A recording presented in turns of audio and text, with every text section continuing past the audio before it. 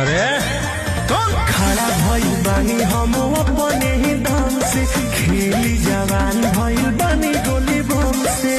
सत्तायों सरकार सोधे इहे से कमांड होला, तो हम खुद के ही बारांड होई तबे सगरी डिमांड होला। हम खुद के ही बारांड होई तबे सगरी डिमांड होला। का बुझले